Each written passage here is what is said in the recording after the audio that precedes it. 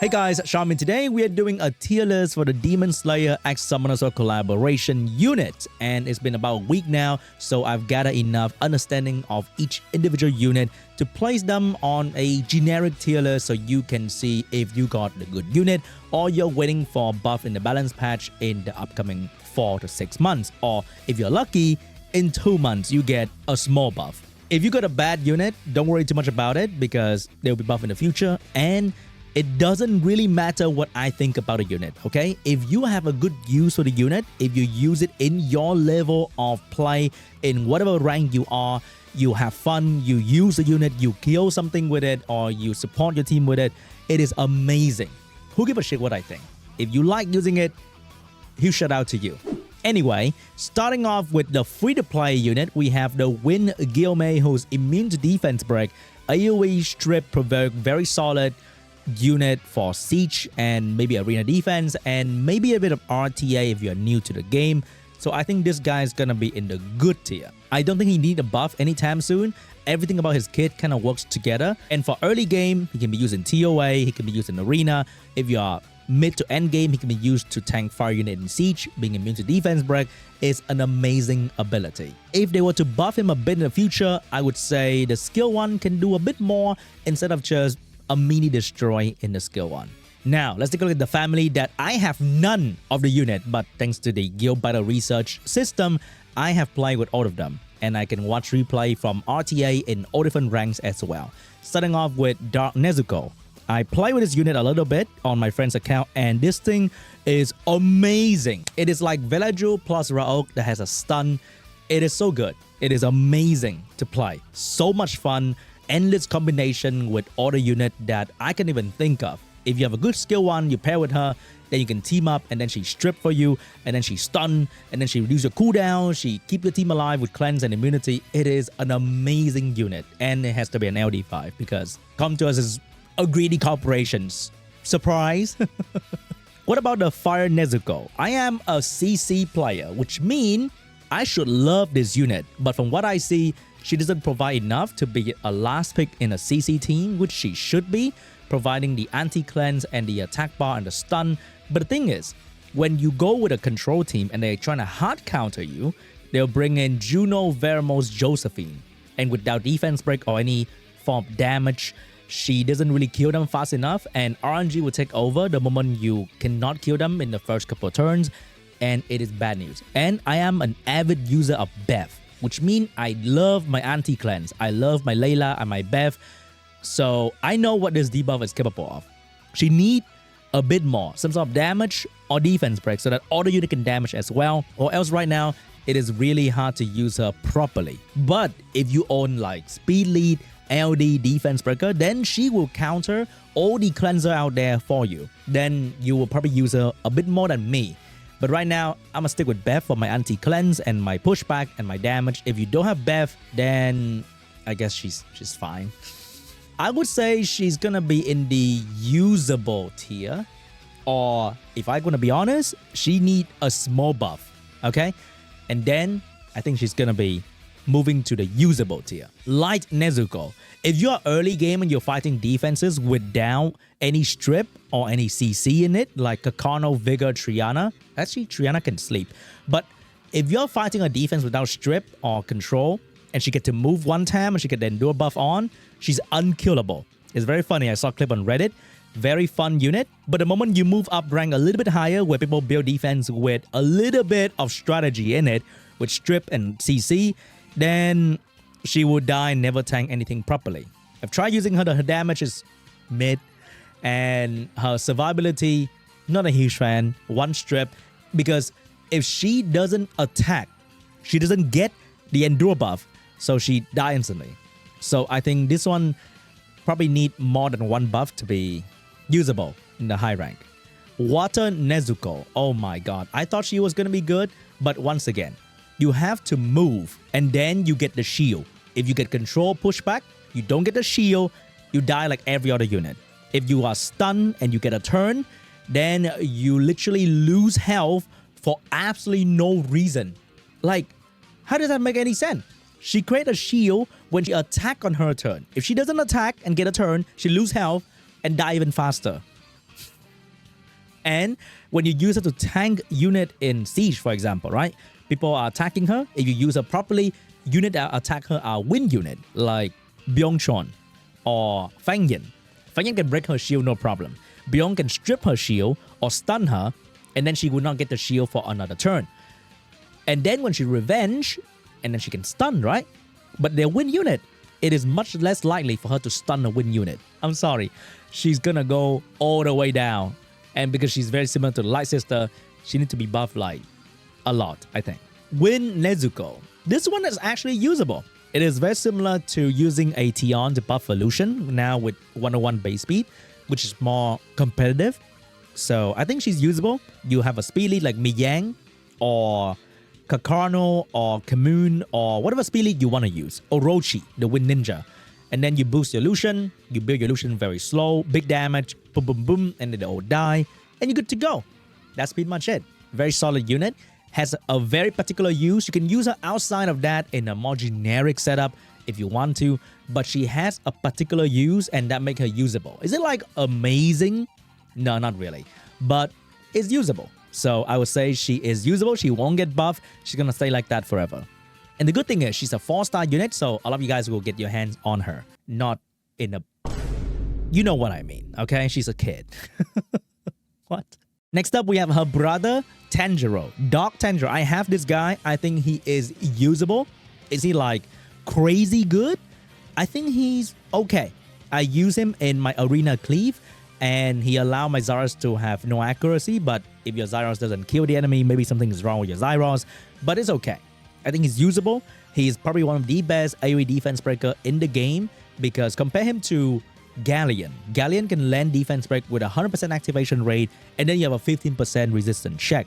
This guy hit 2 times and each hit can land defense break. And if the first hit land the irresistible debuff, then the second hit will land the defense break regardless. So he is very usable for a cleave setup. Is he like a super fun, crazy WoW unit that you can use? Not exactly, but he's usable. I wouldn't say he's crazy good. Or maybe if you love cleave, you put him into the good tier. But for me, right now, I use him the most in just some arena offense team.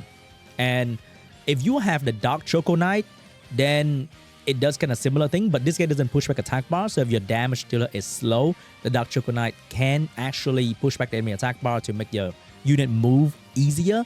But I feel like he might move on to the good tier if he's being used more in siege defense in 4-star tower. For example, if you use him in siege defense with Clara, then Clara can stun, and then if he use skill 2 before skill 3, then he can make the stun 2 turn, or if he's skill 3 and then violent prone to skill 2, it can be quite devastating for a slow offense team. So, you know what? I'm gonna move him to the good tier. I think he's not bad. A bit more than usable, a bit more one-dimensional than the Win Nezuko. Next up, we have the Fire Tanjiro. This guy has the kit that I don't like at all, and it has showed up in previous collab unit already. It is the skill 2 ignore defense and skill 3 CC.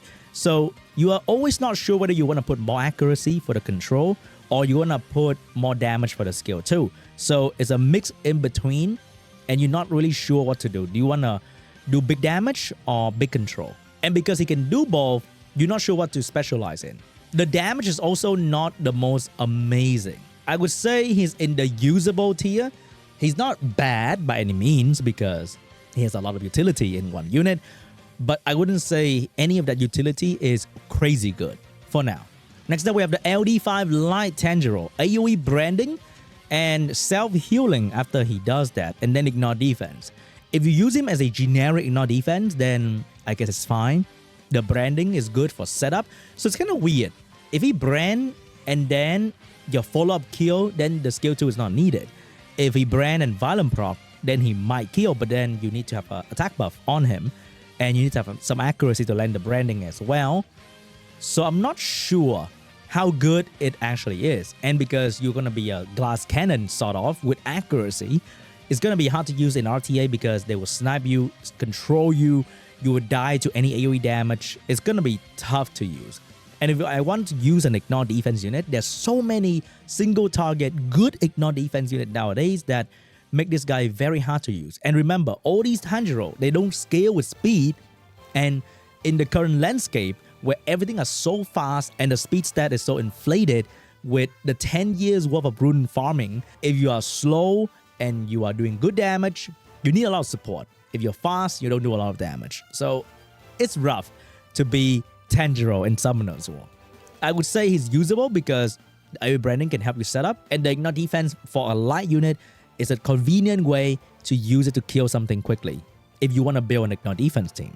Water Tanjiro, AoE CC unit, I would say this guy is usable, but maybe he need a small buff. I would love to see him put dot without the need for a condition, like just freeze and put some dot, maybe a 50 or 70% chance without condition. I think that would be great. And I think this guy in the Dark Tanjiro skill 2 need to be buffed so that they can extend debuff with a 100% activation rate. Right now in the game text, it say that you land slow with a 50% chance and then extend the debuff duration. But what actually should be there is Tanjiro should put out a slow debuff and then extend the debuff duration with a 50% chance each, because right now that is what it is. The extend debuff thing doesn't work all the time, which is kind of sad. So I think he needs a small buff in there. Right now, if you're new, you can probably use him in TOA, and that's pretty much it. If you're endgame, you put some crazy rune, you can use him in PvP, but nobody want to do that. Last will be Twin Tanjiro, another one of the same kid. Ignore defense skill 2, AoE something skill 3. But this guy's stunned, so it's not that bad. I like that. He AoE stun, which is a very valuable debuff, and he can increase his attack power if he is attacked by an enemy, which is not bad because that will lead into the skill 2 Ignore defense with attack buff, so he need less setup than using the other two guys. So that's not bad, but I wouldn't say that is amazing, because if the enemy know, then they don't attack him, you don't get the attack buff. And let's be real, in 2025 you want to use this guy in RTA, stun is not a real debuff as well, so that is quite a big problem. Maybe he can be used in Siege where you are fighting Nana defense and you can stun them and you ignore defense. But the thing about doing big damage nowadays is that your unit need to have some sort of gimmick, right? You do very big damage skill with speed, you somehow survive really well, you ignore certain passive, you kill things that resist death or revive or whatever bullshit they're trying to put on, because a simple ignore defense doesn't really cut it nowadays.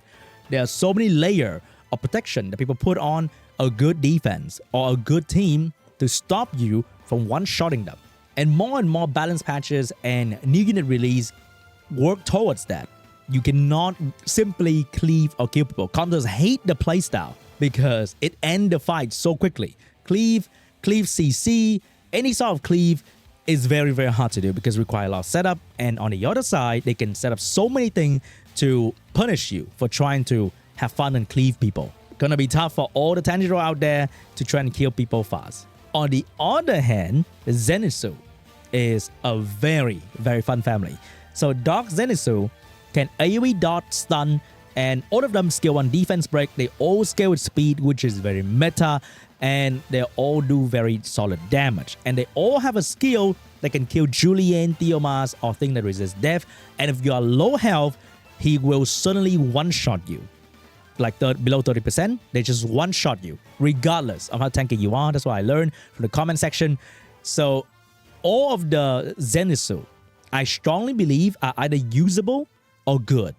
I think the Dark one's gonna be good because a lot of utility. I play with him a little bit on a viewer's account, and very, very solid unit with a lot of utility and big damage.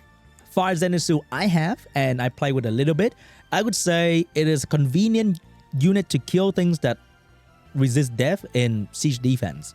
And I think he's usable. He's not crazy good by any means, but he's definitely usable in that regards, because the skill answer a very specific problem, kind of specific thing, and that give him the usable tier right there.